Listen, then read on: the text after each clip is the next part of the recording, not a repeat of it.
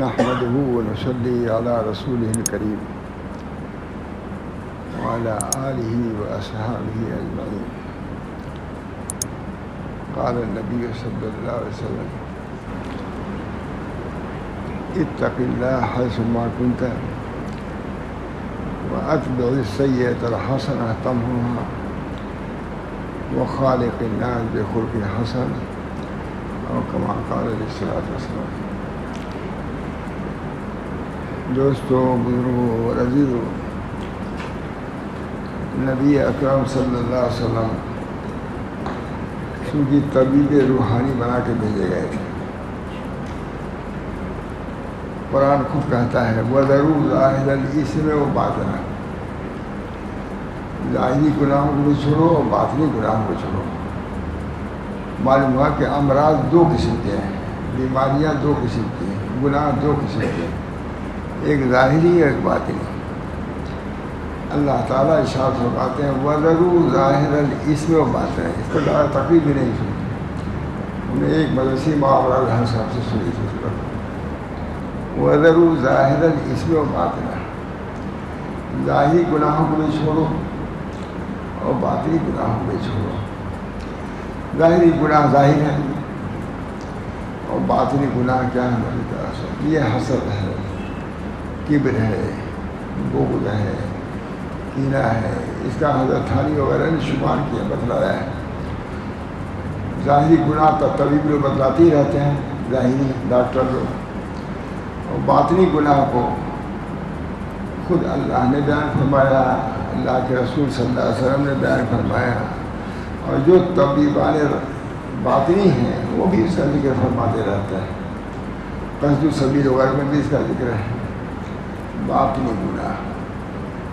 ایک مولانا کی بات یاد کرتا ہوں، کہتے ہیں ان کنتم تحبون اللہ فاتبعونی. اس صحابہ میں کسی دوسرا امام محمد احمد صاحب کہتے تھے میری اتباع کرو، ظاہری تعلیمات میں بھی اور باطنی تعلیمات میں بھی. حضرت فرماتے ہیں سنن ظاہرہ میں بھی اتباع کرو اور سنن باطنہ میں بھی اتباع کرو. امام محمد احمد صاحب ظاہری گناہ ظاہر ہیں، اس میں باطنی گناہ کو بھی چھوڑو. دوستو، بزرگوں، نبی اکرم صلی اللہ علیہ وسلم روحانی طبیب بنا کے بھیجے گئے تھے. وہ سلسلہ منقطع ہو چکا تھا. حضور اکرم صلی اللہ علیہ وسلم نے اس کو زندہ فرمایا. ورنہ کتنی جہالت تھی. اس دور کو دور جاہلیت کہا جاتا ہے. باقی چیزوں کو جانتے ہی نہیں تھے. کبر کی کیا مذمت ہے، حسد کی کیا مذمت ہے. قتل و قتال عام تھا. پرسا پرس سے انتقامی جذبہ رہتا تھا. نبی اکرم صلی اللہ علیہ وسلم نے آ کر کے ان تمام چیزوں کو دفع فرمایا، علاج فرمایا، جاہلیت سے نکالا اور دور عالمیت کو لے آئے. کمال کیا. سب سے بڑا کمال حضور صلی اللہ علیہ وسلم کا یہی ہے کہ جہل کے میدان سے نکال کر کے علم کے چوٹی پر پہنچا دیا. وہ صحابہ کرام جو کچھ نہیں جانتے تھے، امی تھے، مگر بڑے بڑے جو مہذب ممالک تھے ان کے سامنے گفتگو کرنے لگے. روم اور فارس ان کے سامنے کچھ نہیں رہے. اسی حال میں، امیت کے حال میں ان کا جواب دیتے تھے.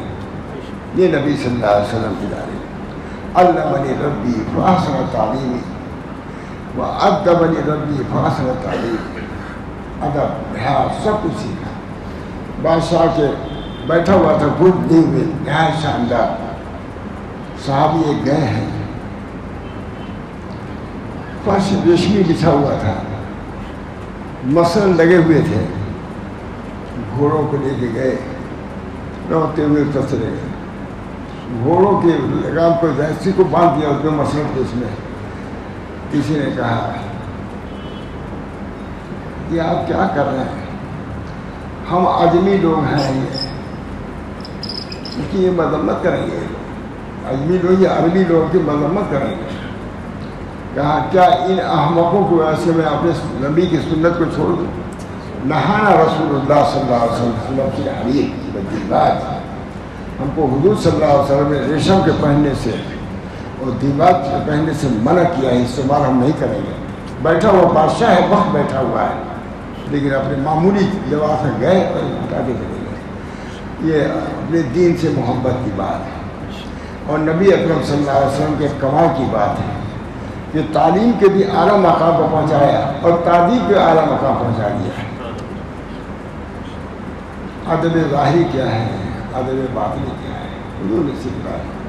ہمارے حضرت ایک عجیب بات کہتے تھے، الطہور الشفیع امام ترمذی میں ہے، اس پر جو تقریر کرتے تھے فرماتے تھے کہ نبی اکرم صلی اللہ علیہ وسلم نے آ کر کے دنیا کو پاک کر دیا۔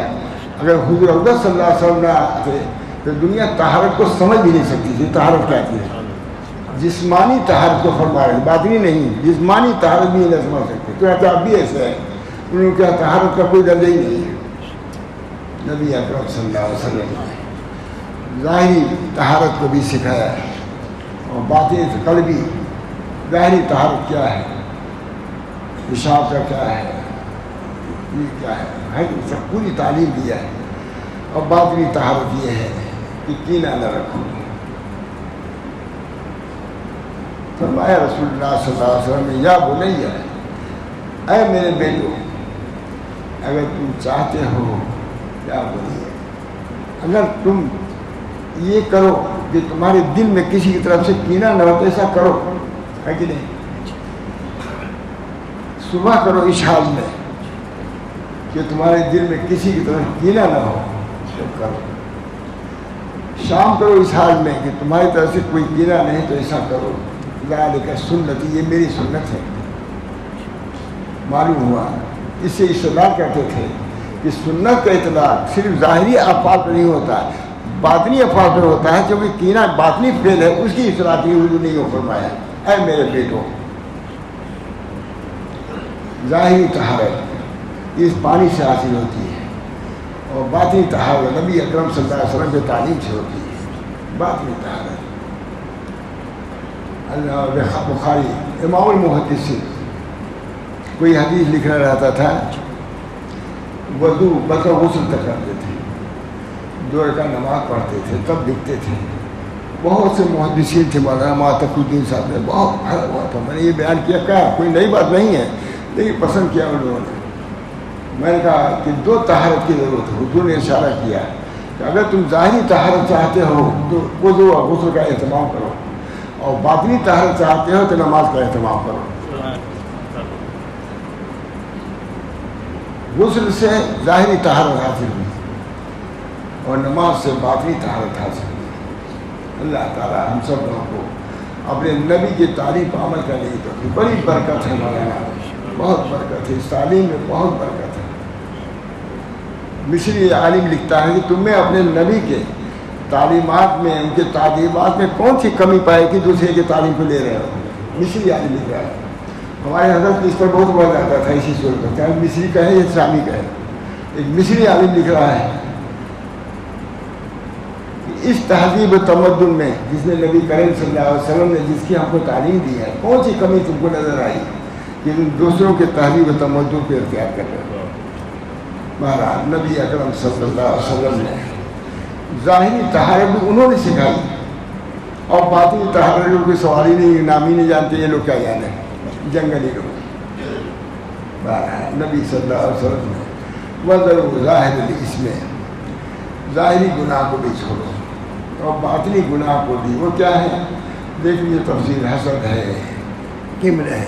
معلوم ہوا کہ طہارت صرف وہ کافی نہیں ہے جو آپ نے غسل کر لیا، وضو کر لیا ہے، بلکہ طہارت وہ ہے جو کینے سے پاک ہو، حسد سے پاک ہو، کبر سے پاک ہو۔ اس کی طرف مستقل محنت کی ضرورت ہے۔ جیسے اس طہارت کے لیے پانی بھریں گے، لے آئیں گے، تب تو طہارت آتی ہے، کپڑا اتاریں گے، غسل کریں گے، اس کے لیے بھی کچھ محنت کی ضرورت ہے۔ علماء نے لکھا ہے کہ اس کے لیے کچھ تھوڑی جاسوسانی کی ضرورت ہے۔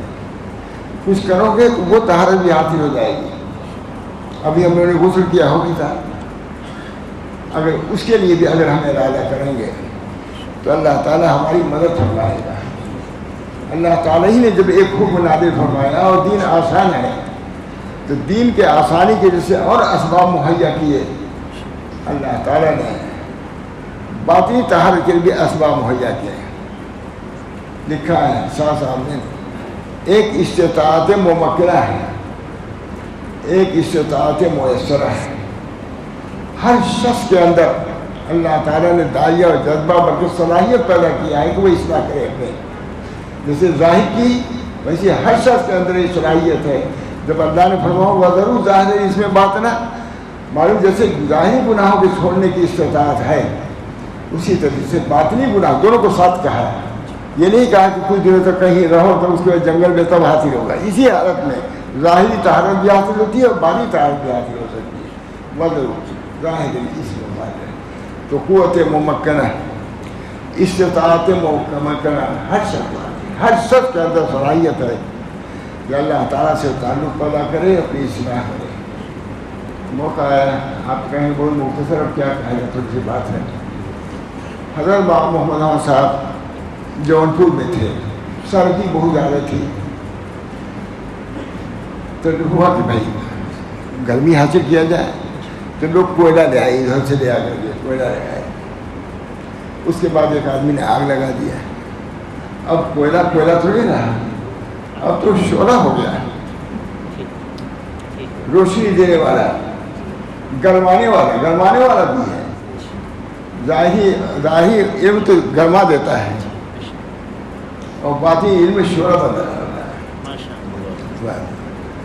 بہرحال وہ کیا ہوا، وہ کوئلہ کیا ہو گیا، شعلہ بن گیا.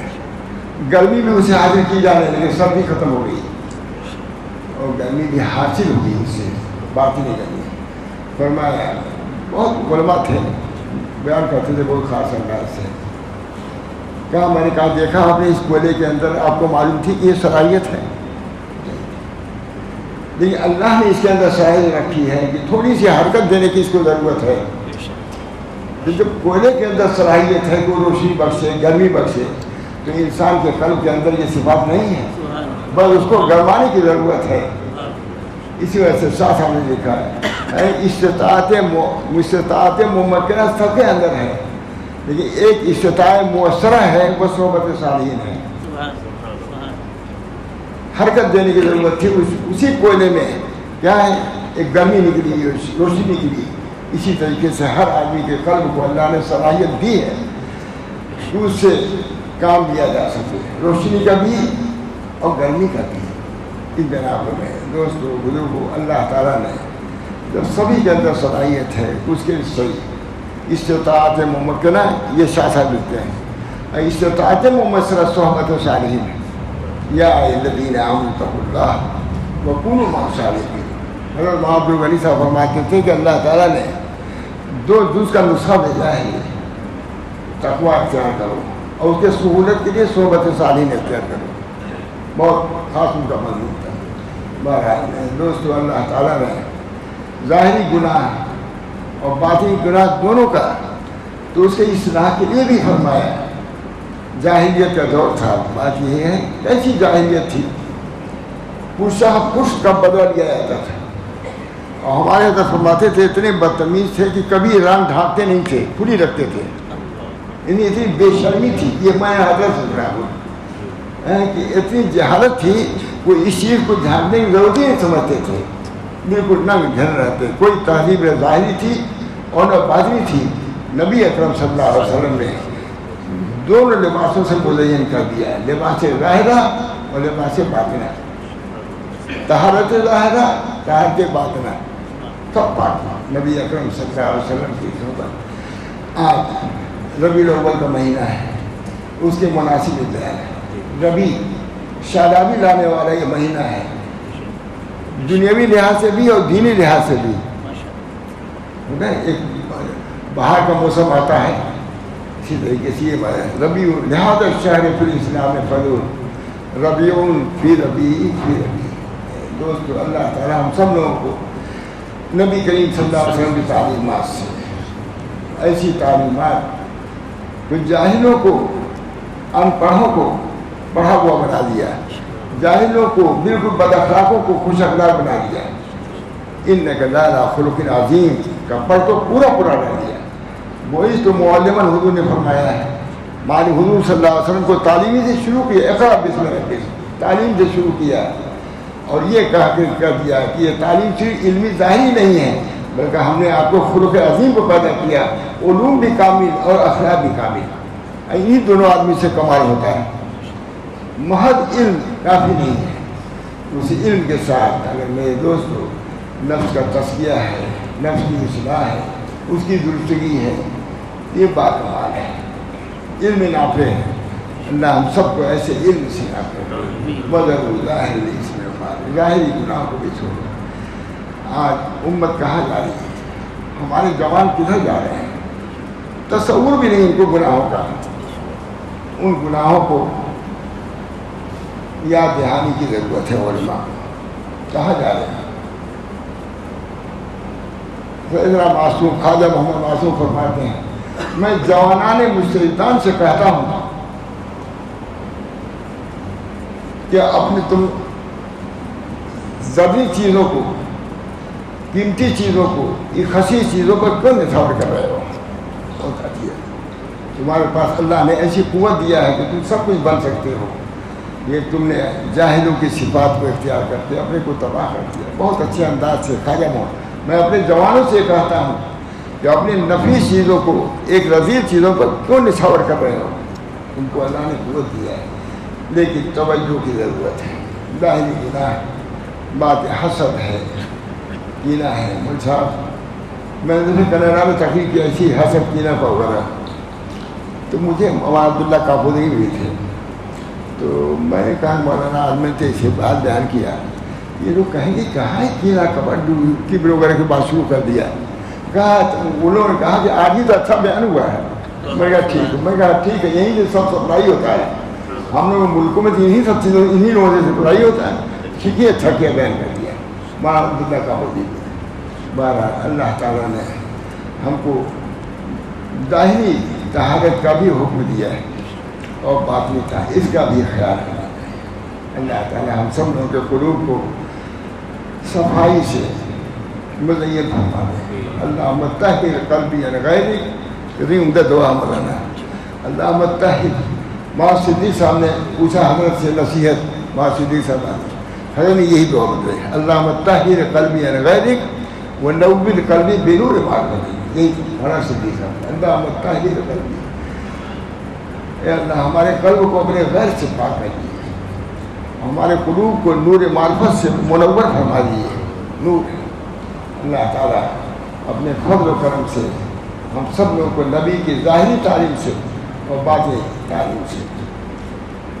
فاتبعونی کہ مطلب محمد صاحب نے بتایا تھا میں نے شروع میں, فاتبعونی فی السنن ظاہر, وہ کہتے تھے, حالانکہ عالم نہیں تھے لیکن یہ کہتے تھے, فاتبعونی اتباع کرو, فی ظاہری سنن, فی سنن ظاہرہ و سنن باطنہ. سنن ظاہری سے بھی پاک کیجیے اور سنن باطنی سے قلوب کو منور فرمائیے. بلکہ یہ باتیں بھی آنی چاہیے, نہیں بیان ہونا چاہیے, ان کو چھوڑنا نہیں چاہیے مولوی لوگوں کو. یہ حضرت کی بات نقل کر رہا ہوں, صورت الدین چھوڑنا نہیں چاہیے. آپ چھوڑیں گے یہ تعلیم نصیب منسیہ ہو جائے گی. اس وجہ سے ہمارے ذمہ ظاہری ہے, ظاہری علوم کی اشاعت, اس کے ساتھ باطنی علوم کو بھی اور باطنی انوار کو بھی اس سے امت کو آگاہ کرتے رہنا چاہیے. سب کے اندر صلاحیت ہے, ہر آدمی اصلاح کر سکتا ہے. ہر وقت آدمی جب نسبت اللہ فرض ہے, خود ثابت در مختار لکھتے ہیں, جیسے نماز فرض ہے اسے اخلاص بھی فرض ہے در مختار میں دے دیے. جیسے ظاہری علوم ضرورت, جیسے باطنی علوم کی بھی ضرورت ہے معلوم کرنا. اللہ تعالیٰ ہم سب لوگوں کو توفیق دے. مختصر میں کہہ دیا ہم نے, جو کچھ تھوڑا سا جو ذہن میں آیا کہہ دیا. اللہ تعالیٰ مجھے بھی عمل کی توفیق دے, میں لوگوں کو بھی. اللہ تعالیٰ ہمارے قلوب کو اپنے نور سے منور فرما دے. اللہم طہر قلبی عن غیرک ونور قلبی بنور معرفتی. اللہ تعالیٰ توفیق. اللہم انی اسألک توفیق لمحابک من الاعمال وصدق التوکل علیک وحسن الظن بک. ربنا تقبل منا إنك أنت السميع العليم برحمتك يا أرحم الراحمين.